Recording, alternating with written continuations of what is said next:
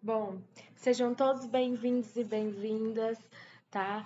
A disciplina que nós iremos estudar é a Introdução à Informática. Eu me chamo professora Thaisa de Sá. Pessoal, para que a gente estude, né, essa introdução à informática, nós temos que entender como foi criada essa máquina, né? E a história dessa máquina, ela começou há 10 mil anos atrás, quando ocorreu uma grande revolução tecnológica. Há 10 mil anos atrás, o homem ele era chamado de nômade, né? Ele não era fixo em nenhum lugar, ele não fixava residência, ele vivia vagando, né, pela terra, apenas buscando alimento. E a grande revolução tecnológica começou quando o homem aprendeu a plantar e também a colher. Então, quando ele começou a plantar, a colher e a domesticar animais, ele começou a criar instrumentos para que facilitasse o estilo de vida que ele levava, ok? Então, alguns instrumentos foram criados a partir desse plantar, colher e também na domesticação desses animais. Bem, quando ele começou, né, a cultivar, ele começou também a trocar, a fazer trocas, né? Não chegava a ser um comércio, não tinha moeda nem nada disso, mas essas trocas eram feitas e elas precisavam ser contabilizadas. Então o homem ele passou a fazer operações aritméticas simples, usando os dedos, né, que é os dígitos, e as pedras, que eram os cálculos. E a usar a escrita. Lembrando que a escrita também não era algo que era bem desenvolvido do homem, era tudo muito primitivo que ele usava, certo? E aí a gente chega ao nosso primeiro computador, né? Porque para agilizar as tarefas, o homem acabou criando o ábaco, que mesmo apenas movimentando, né, sendo movimentado por conta simples, foi o nosso primeiro computador, ok? Então, o ábaco, ele fazia a contagem apenas, gente, de unidades, dezenas, centenas, e aí começávamos a unidade de milhar, dezena de milhar, de milhar, que é um M, centena de milhar, e por aí vai, tá? O ábaco, a princípio, ele tinha somente essa contagem aqui, e aí depois ele ia crescendo de fato, ok? Quer dizer, a contagem aqui de todos eram 9, tá? De todas essas bolinhas aqui, certo? Era mais ou menos assim que funcionava. E aí, como eu estava falando para vocês, o homem também não tinha um alfabeto desenvolvido, mas ele conseguiu criar um instrumento que é a imprensa, que é a prensa móvel. E a prensa móvel ele pôde, né, recriar o que era digitado, né? O que era escrito, não digitado, que era escrito por esses livros, né? Poderiam então fazer uma impressão, né, 2D em duas dimensões somente, mas ele já conseguiu utilizar essa imprensa, tá? Essa prensa. Bom, para a gente começar também a falar sobre computador, a gente tem que entender alguns termos. O que é tecnologia, informática e computador? Tecnologia, gente, segundo o Wikipédia, né, que é um dicionário livre, tecnologia é um termo que envolve o conhecimento técnico e também científico e as tarefas, né? Os processos materiais criados e ou utilizados a partir de tal conhecimento. Então, o que que acontece? A tecnologia são técnicas, ok? São instrumentos que são utilizados para criar esses materiais a partir desse conhecimento. A informática é um termo criado na França que em 1962 e surgiu a contração de duas palavras, né? Information Automatic, que traduzindo é a informação automatizada, ok? Já o computador é a máquina eletrônica que realiza processamento de dados, né? E essa máquina cada vez ela está ficando menor e processando muito melhor, né? Tanto que os computadores de hoje em dia, a gente está no quê? Na quinta geração, os computadores que a gente utiliza hoje não é mais para serem, que são fabricados hoje em dia da quinta geração, não é mais para serem utilizados aqui na Terra, e sim em outras dimensões, né? No espaço, onde a gravidade é diferente, onde tudo mais é diferente, né? Para que ele funcione fora daqui da Terra. Então, o desenvolvimento das tecnologias e dos meios de comunicação de massa, o acesso à informação mudou radicalmente a partir da década de 1990, né, com o adjunto da internet. Então, a internet começou a ganhar espaço, confundindo e transformando ainda mais a forma de nos comunicarmos, né? E também de nos relacionarmos. Pessoal, a internet ela mudou e está mudando cada vez mais, não só a forma de nos relacionarmos, ela mudou a educação, ela está mudando toda uma nação, né? Foi e é um divisor de águas na comunicação. Não que a comunicação só tenha esse divisor, acho que o rádio também é uma grande tecnologia, né? Que se mantém. Mas a internet, depois de 1990, depois que ela surgiu em um ambiente caótico de guerra, foi de elementar. é, o funcionamento dela para chegarmos onde estamos hoje, ok? Então, assim, gente, o que é um computador? O computador é uma máquina de calcular. E essa máquina de calcular nos proporciona agilidade, ok? Lembra lá do ábaco, onde o homem precisava, né, calcular e ele calculava manualmente tudo através aquelas bolinhas, pinças, enfim. Então, o intuito do computador era apenas cálculos, né? Ele começou assim, porque não tinha a internet, não pensava assim em comunicar-se ainda, né, com outras pessoas e com o mundo. Então, a nossa disciplina ela vai ser dividida em duas partes. Primeiro, a gente vai conhecer os hardwares desse computador, tá? E o hardware desse computador, gente,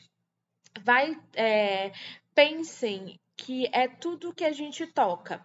Então, a gente vai entender um pouquinho sobre as peças, nós vamos entender um pouquinho o que são a impressora, caixa de som, webcam, monitor, teclado, o que que tem dentro da torre, né, de uma CPU e tudo mais. E depois a gente vai entender um pouquinho sobre softwares, que os softwares é os aplicativos que fazem esse computador funcionarem, né? Que ajuda a gente em diversas tarefas, tá? Então, esse vai ser o momento 1. A gente vai entender sobre as peças e também entender sobre os softwares desse computador. Bem, o primeiro computador a ser utilizado ou então a ser montado é um computador que surgiu, né, lá na fábrica do NSYNC.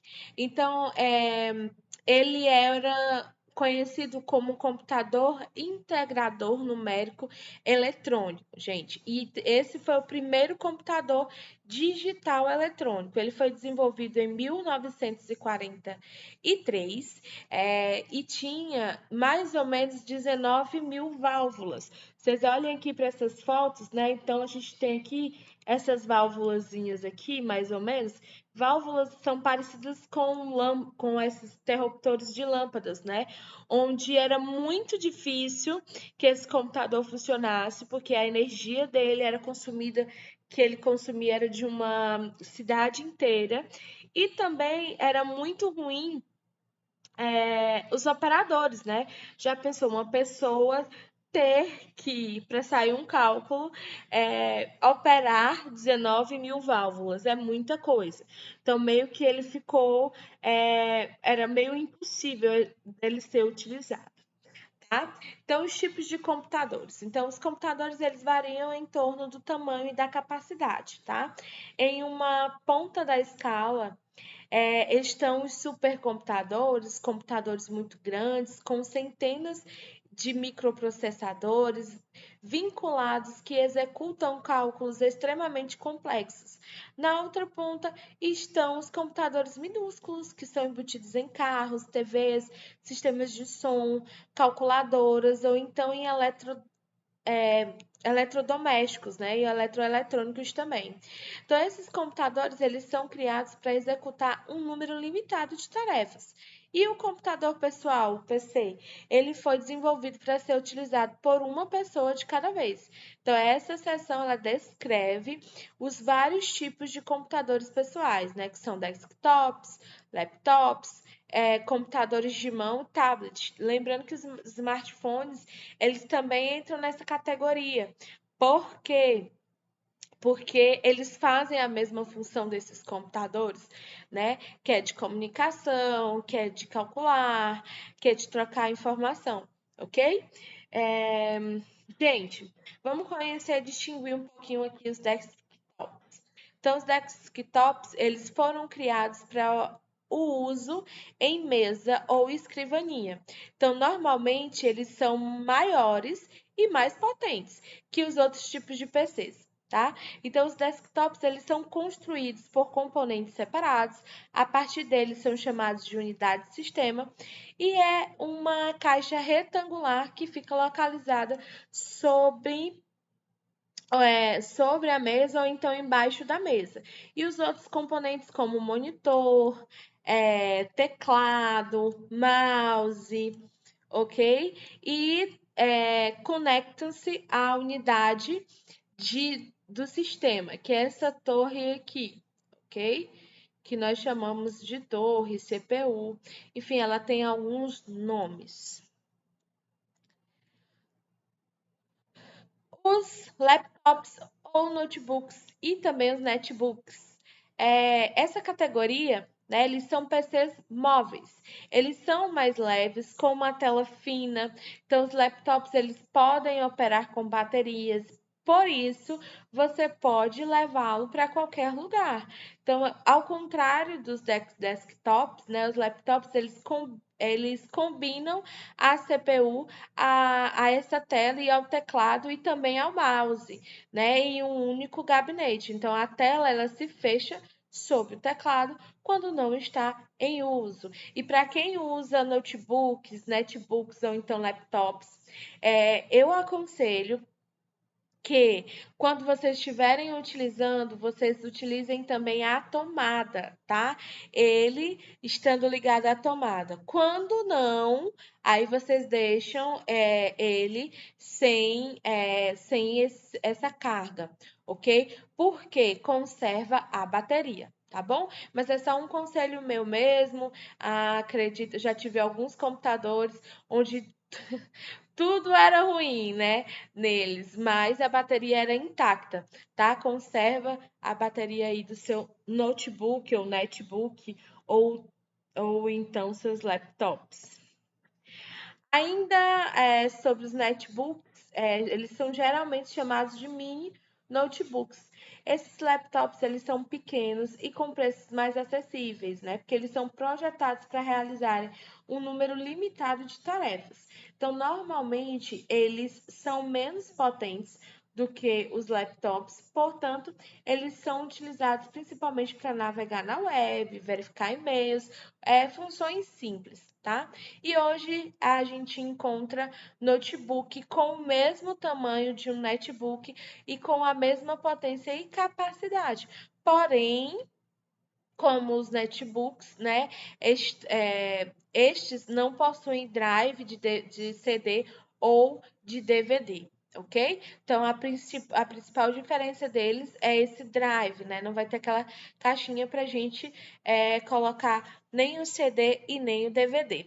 O que hoje em dia é dispensável, completamente dispensável. Por quê? Porque a gente já tem esse armazenamento em nuvem, né? Então, é preferível que a gente armazene em nuvem mesmo, porque esses CDs ou esses DVDs, eles estragam com facilidade, a gente perde com mais frequência, e lá na nuvem não, fica lá bonitinho, a gente só precisa de um e-mail, de uma senha, ou então fazer uma compra de armazenamento, mas fica lá para eternidade. Sobre os smartphones. Os smartphones, eles também, eles são telefones celulares que contam com alguns recursos de um computador. Então, você pode usar um smartphone para realizar ligações telefônicas, acessar a internet, organizar informações, de contatos, enviar e-mails e mensagens de texto. Então, jogar e tirar fotos também. Então, os smartphones, eles geralmente têm essas funções, né? Parecidíssimas com funções de computador, ok? Por exemplo, em algumas ocasiões, às vezes é preferível eu ministrar a aula do meu smartphone do que pelo computador, né? Às vezes, dependendo da plataforma, ela trava muito, até para executar alguns vídeos. Para mim, no meu caso, né, com os instrumentos que eu tenho aqui de trabalho, às vezes era melhor utilizar o celular mesmo. Continuando, gente, esse mesmo grupo, nós temos os tablets, que também são PCs. Então, esses instrumentos, eles são móveis que combinam os recursos de laptops e dos computadores de mão. Então, da mesma forma que os laptops, eles são potentes e possuem uma tela embutida, assim como também os computadores de mão, eles permitem escrever anotações ou desenhar imagens na tela, normalmente com uma caneta eletrônica, em vez de uma caneta, né,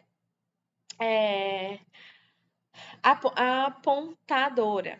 Então, também eles podem converter o seu manuscrito em texto digitado, e alguns também, desses tablets, eles são conversíveis. O que são isso? É quando uma tela gira sobre o eixo e ela também desdobra para revelar um teclado por baixo, ok? Então, tem modelos para todos os gostos e tamanhos, né? E com quase as mesmas funções e potências.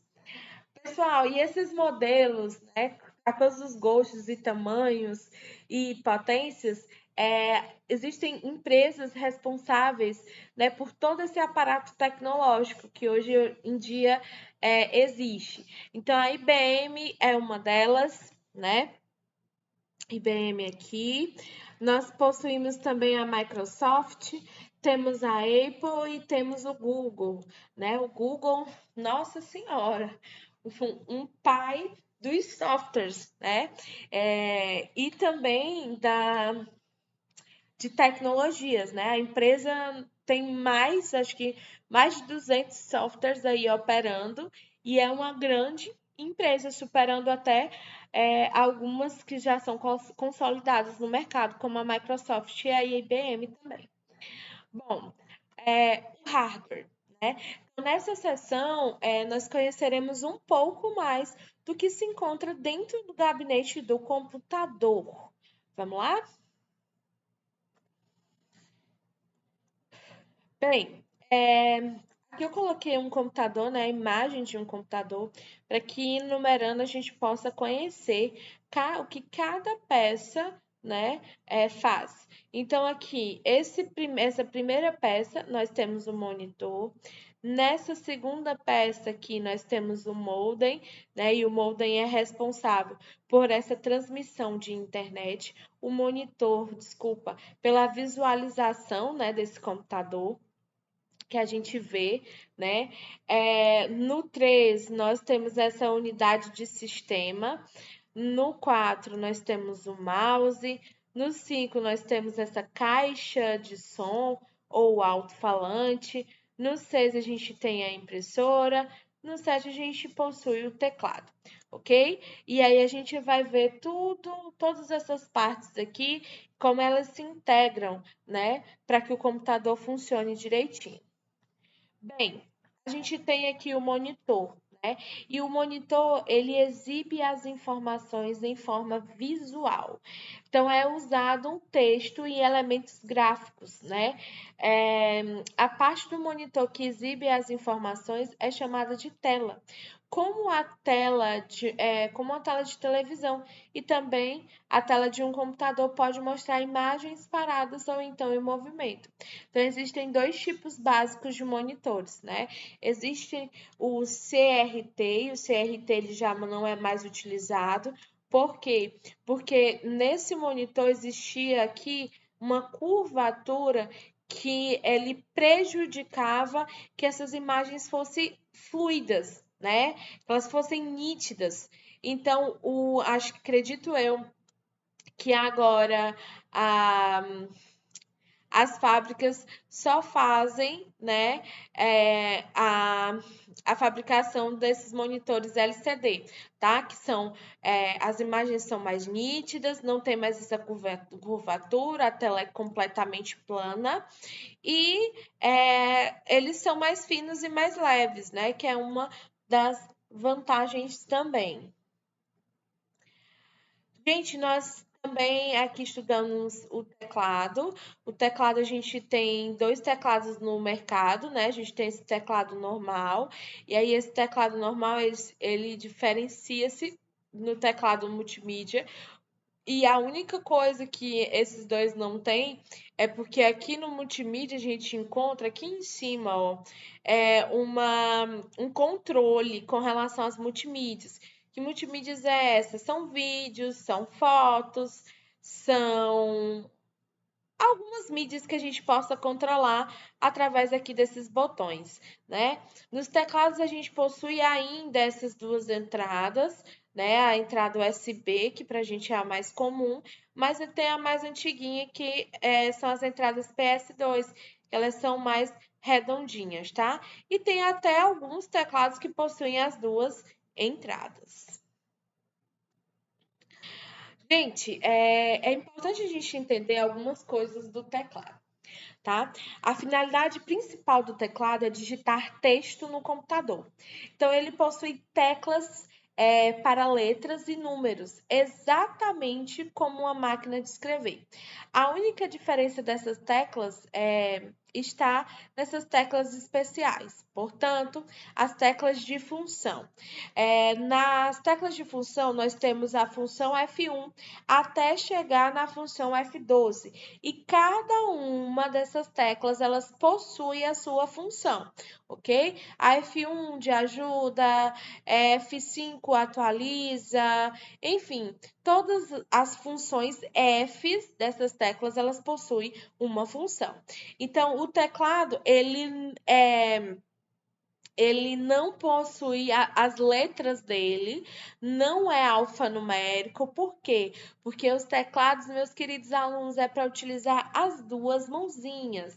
Então, as teclas estão dispostas de forma que a gente utilize-as, né, no manuseio desse teclado, ok? Então, assim, não é alfanumérica, por quê? Porque a gente precisa utilizar as duas mãos, tá? E o teclado numérico, ele é localizado à direita na maioria dos teclados, ele permite inserir números rapidamente. Outra coisa, as teclas de navegação, como as teclas, né, de seta, elas permitem mover uma posição dentro dos documentos ou páginas da web, né? E aí a gente está falando das teclas de seta, aquelas que ficam a setinha para cima, para os lados, né? Para baixo, que a gente pode estar movimentando esses textos, ok? Sobre o teclado. Você também pode utilizar o teclado para executar muitas das tarefas, né, que são executadas no mouse. Na verdade, gente, o mouse, ele funciona sem o teclado e o teclado também funciona sem o mouse, ok? É uma alternativa para caso a gente perca, né, um ou outro. Mas sem os dois, a gente não consegue utilizar, infelizmente. Nenhum dos dois, né? Sem um dos dois. Sem um dos dois a gente consegue utilizar. Agora, sem os dois, a gente não consegue definitivamente utilizar esse computador. Então, utilizando o teclado, né? esteja sempre escrevendo uma carta, seja escrevendo uma carta ou então calculando dados numéricos, né? O teclado é o principal meio para inserir informações no computador. Mas você sabia também que os comandos, né? Existem comandos para controlar o computador?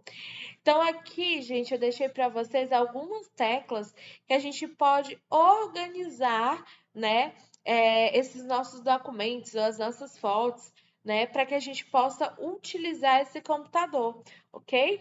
Então, eu não vou estar lendo, mas aí vocês dão uma pausazinha no vídeo e conseguem ver as teclas como elas estão organizadas, tá? Então, com relação às teclas de digitação, elas não são alfanuméricas, né? Inclui algumas letras e números, algumas pontuações, alguns símbolos encontrados em uma máquina de escrever tradicional. Mas, para facilitar aqui para todos, né, eu trouxe esse teclado com a ilustração que mostra essas teclas que estão organizadas em um teclado típico, né? O layout do seu teclado ele pode ser diferente. Por quê?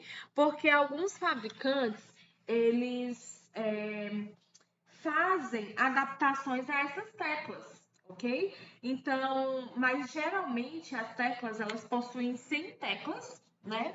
E o nosso fabricante é que vai, às vezes, juntar algumas teclas para transformar esse teclado menor ou maior.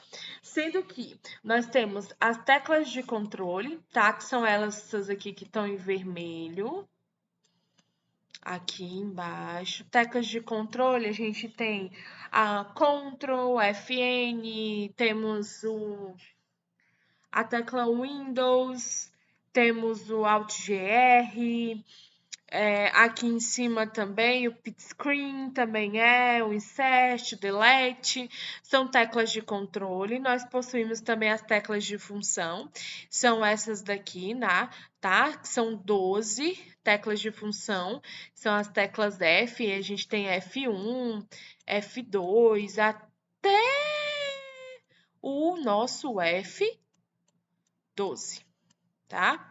Cada uma tem a sua função. Nós temos também as teclas de digitação, né? Alfanumérica. Então, aqui a gente possui letras e números, tá? Em todos aqui. Também, essa tecla aqui também é uma tecla de digitação. Aqui em verde, nós temos as teclas de navegação, ok? Que é o insert, nós temos as setas também aqui embaixo, temos o outro delete também, e aqui o teclado numérico, né? Que mais rapidamente a gente coloca os números, porque essas teclas aqui, que são teclas de digitação, elas possuem um número, só que a gente tem que normalmente apertar o Shift para poder estar utilizando, tá?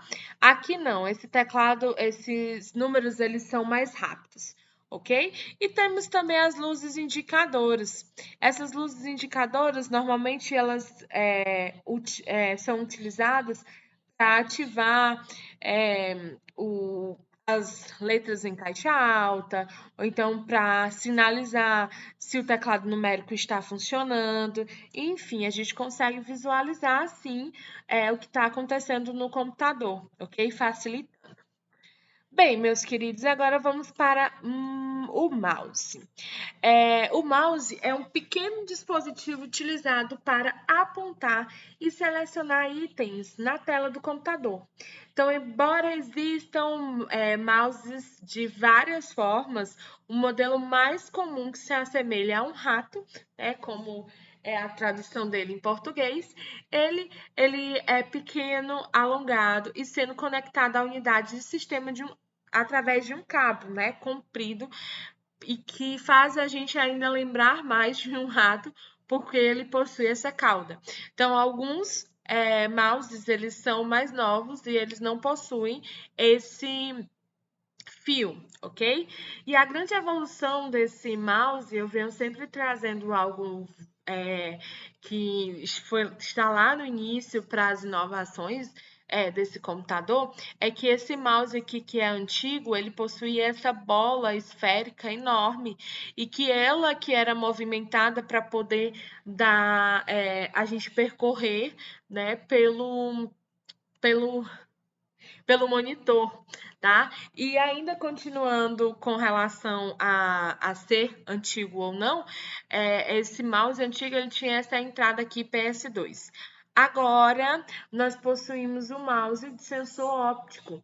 E esse sensor óptico, essa luzinha, né, que está em amarelo, azul, rosa, enfim, ela indica, né, que o sensor óptico está funcionando. Então, é ela que faz a gente navegar pela tela do monitor, ok? E as entradas, né, as saídas as entradas, desculpa, desse mouse, agora elas são USB, ok? E o sensor é óptico. Ainda sobre o mouse, a gente tem que ter o conhecimento que o mouse, ele geralmente possui 2 botões. Na verdade, a gente diz que o mouse ele tem um terceiro botão. Por quê? Porque esse botão de rolamento, ele também é considerado um botão, tá? Então, assim, o principal botão, ele geralmente é o da esquerda, tá? E o botão secundário é o da direita, ok? Então, muitos mouses têm uma roda entre os 2 botões que permite percorrer as telas de informação. Vocês viram que lá no começo a professora pensou nesse terceiro botão, rolei lá um pouquinho e já passou os slides para frente, tá? E com relação aos ponteiros, a gente tem essa seta, tá? Quando ela está assim, ela está no seu estado normal. Quando a seta indica, né, tem esse indicador, é que a gente pode colocar um texto. E quando tá assim, geralmente essa mãozinha é uma página de internet onde a gente pode clicar. Então, é algo clicável, ok? Bem, seguimos então para o gabinete, ok? Então, o gabinete é a unidade de sistema e ele é o núcleo do sistema do computador. Normalmente, ele é uma caixa retangular que é colocada sobre a mesa ou embaixo dela. Então, dentro dessa caixa estão os componentes eletrônicos que processam as informações. O mais importante desses componentes eletrônicos é a CPU, que é a unidade de processamento central ou o microprocessador, que eles que atuam como o cérebro do computador. Então, outro componente também é a memória RAM, que armazena temporariamente as informações utilizadas pela CPU, enquanto o computador está ligado, porque quando está desligado, né, essas informações estarão em outra estrutura. Então, as informações elas são gravadas na RAM, na memória RAM do computador, e são apagadas quando o computador é desligado. É como se fosse uma memória provisória. Mas a gente vai ver com calma mais à frente, tá? Então, as próximas peças que nós veremos, todas estarão dentro do gabinete. A primeira peça que a gente vê é a placa-mãe. E ela é onde o sistema, né, que une, é a placa, é a peça que une todos os componentes de um computador, ok? É permitido que eles funcionem e que por ela, onde tudo se torna organizado, se funciona de forma organizada, ok? Então, essa placa aqui é de fundamental importância, tanto que às vezes a gente vê aqui algumas entradas que se conectam diretamente a ela, tá? E aqui a gente já identifica outras peças, como processador e algumas memórias. Bem, depois da placa-mãe, a gente vê dentro do gabinete, né? A gente está conhecendo outra peça que é a memória. E a memória, ela define a velocidade do computador, ok? Nós temos algumas memórias, que são chamadas memórias secundárias, tá? E dentre elas, a gente tem a memória RAM, tá? Que é uma memória de acesso aleatório e ela permite o acesso aos arquivos armazenados no computador e não armazena conteúdos permanentes. Então, para que vocês entendam, a memória RAM ela funciona quando o computador está ligado. Quando o computador está desligado, é outra estrutura que mais à frente a gente vai ver, ok? Que são armazenados esses nossos vídeos, fotos, sons, enfim, todos os aplicativos estão armazenados em outra estrutura. Sobre as memórias secundárias, né? A memória secundária ela é utilizada para gravar grande quantidade de dados, que são perdidos com o desligamento do computador. Dessas memórias secundárias, nós temos o HD mecânico, pendrives, CDs, DVDs, Blu-rays, SSD, etc. Ok? Essa memória aqui SSD, pessoal, é que você tem que buscar quando você for comprar um notebook, tá? Um notebook ou um computador. Por quê? Porque ele aumenta a velocidade do seu computador, tá? Do processamento desse computador. Então, assim, sempre busquem essa memória secundária com SSD, tá? Pergunte se o seu aparelho tem esse SSD. Então, uma dica da prova. Bem, com relação ao processador CPU. CPU, gente, é a sigla para Central Process Unit. Então, ou Unidade Central de Processamento, tá? A CPU, desculpa, ele é responsável por calcular e realizar tarefas determinadas pelo usuário. E ele também é considerado o cérebro do PC, né, desse personal computer. Então, as características da CPU, elas influenciam diretamente na velocidade com que os seus programas eles vão rodar na máquina. Pessoal, entendam, o nosso computador ele só entende dois números, tá? Ele só entende o 1 e ele só entende o 0.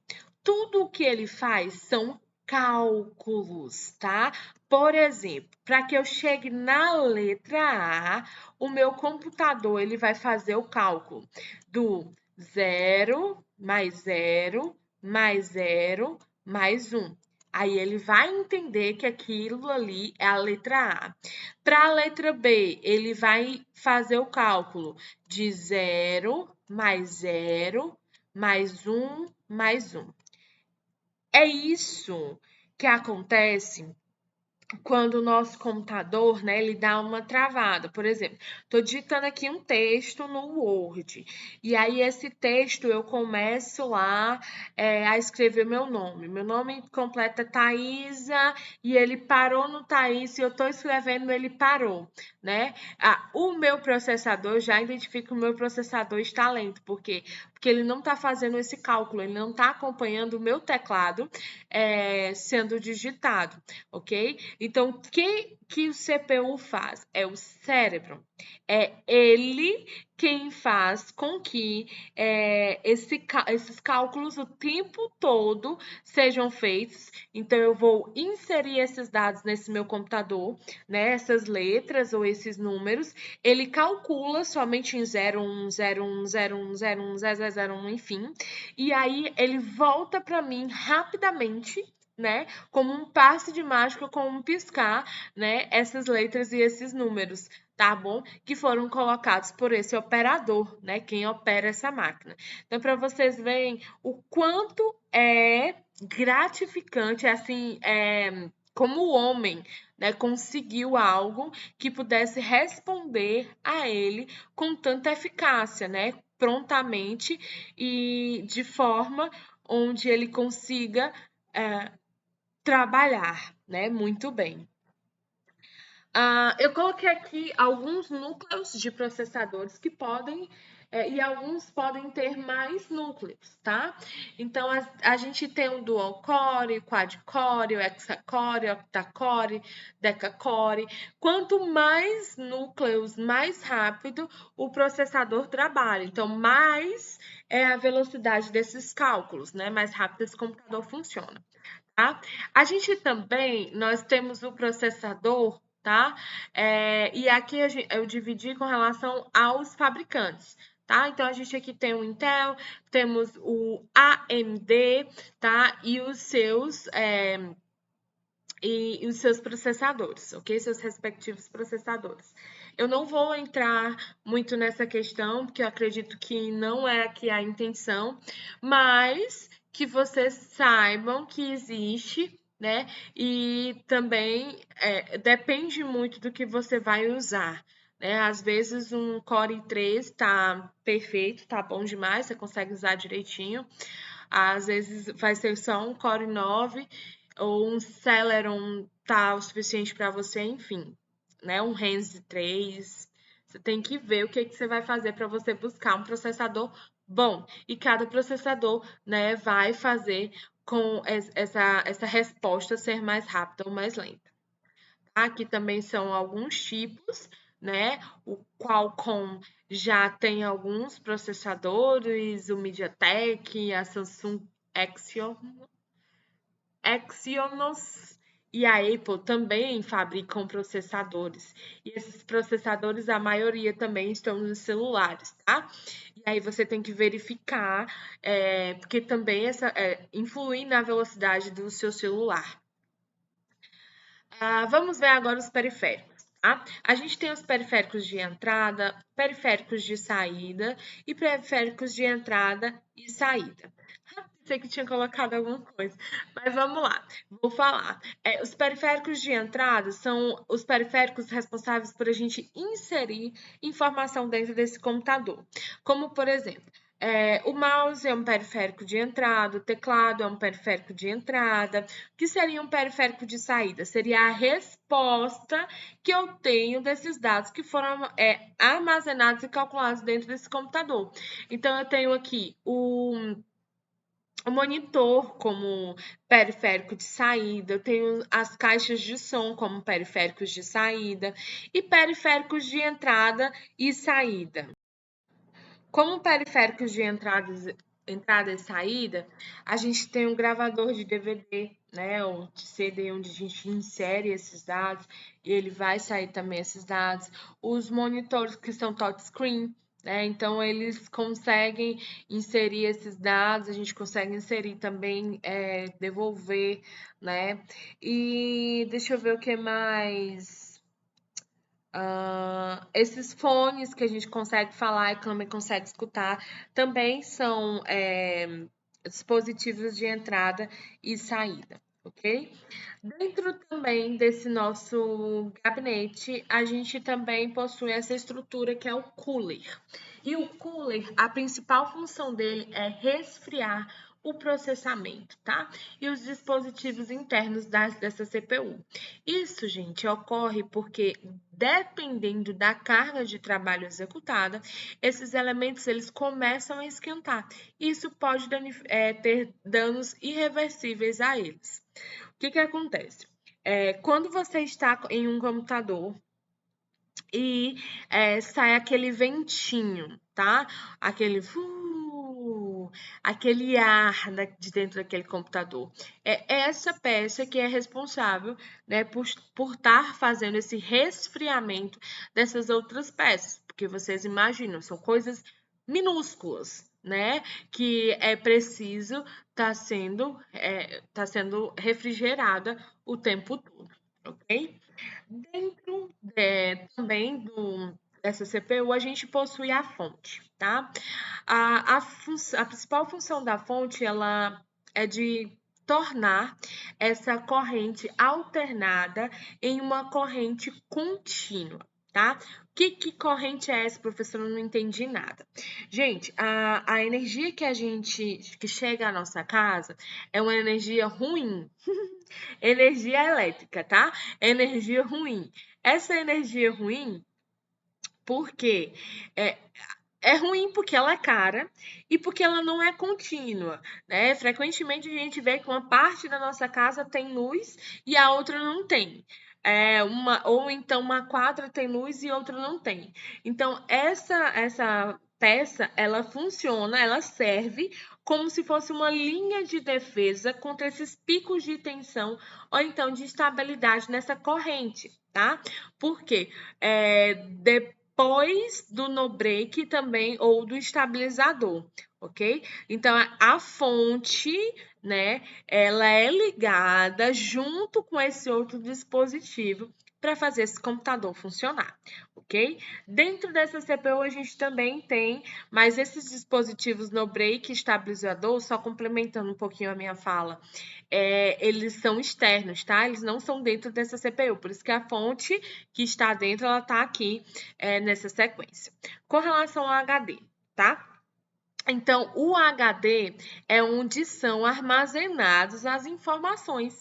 É nele que normalmente nós gravamos dados, como músicas, vídeos, imagens, trabalhos, e é a partir dele que a gente lança e executamos também os nossos programas, ok? Gente, deixa eu só entrar aqui um parêntese.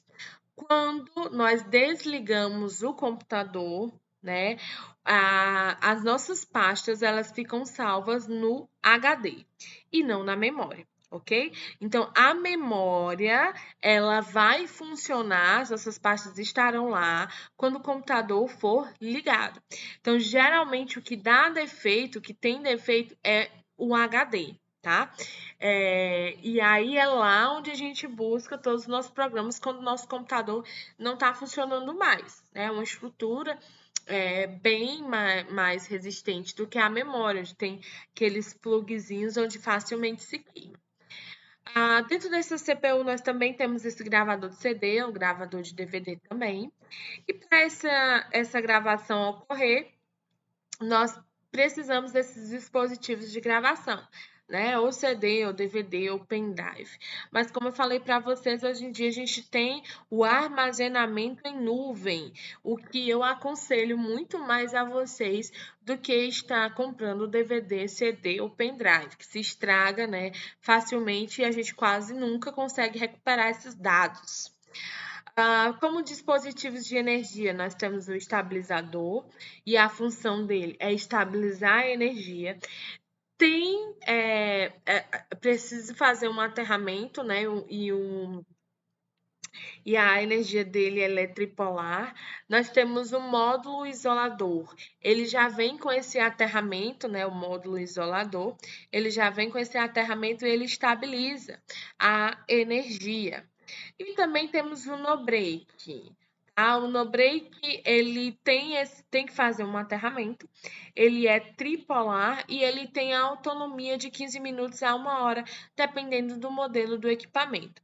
Então, o que que acontece? Muitas vezes, né, a gente prefere o no-break, por quê? Porque ele não desliga o computador quando a energia falta, né? Ele continua ali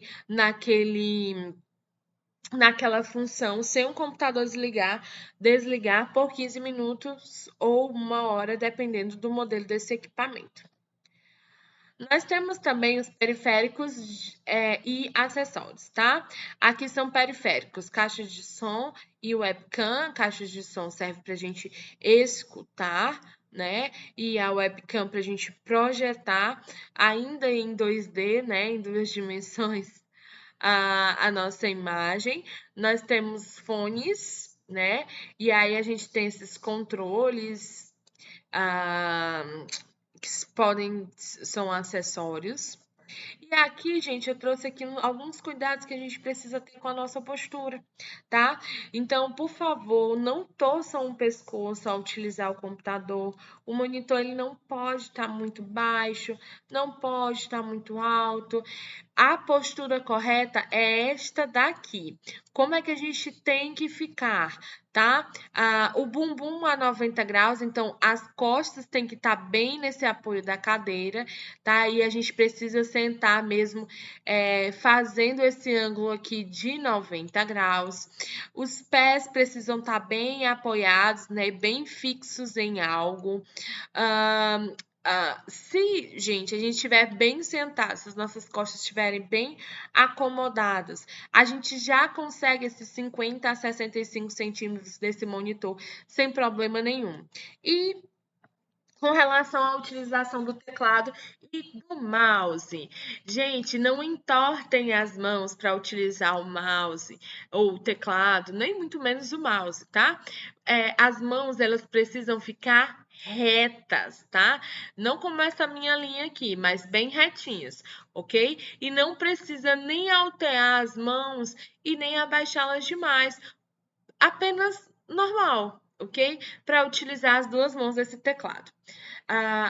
Com a utilização do mouse, é errado a gente esticar muito a mão, então a mão não precisa estar muito alongada, tá? É preferível que mantenha-se aqui o grau de 90 graus, né? Que tenha essa curvatura mesmo, ok? E quais são os possíveis efeitos da má postura? A gente tem dor no pescoço, dor nas costas, dor nos braços e antebraços, dor nas mãos, sensação de cansaço, desconforto, né? Alguns problemas como ler, dort. Então, a melhor coisa que a gente pode fazer por nós, né, para prevenir esses problemas, é manter uma postura neutra. Que a postura neutra, ela pode significar um dia mais produtivo e mais confortável para você. Então, não esqueça de pensar nesse assunto todos os dias. A gente finaliza o nosso primeiro módulo por aqui. A gente vai continuar na parte 2. Beijo para vocês e até mais!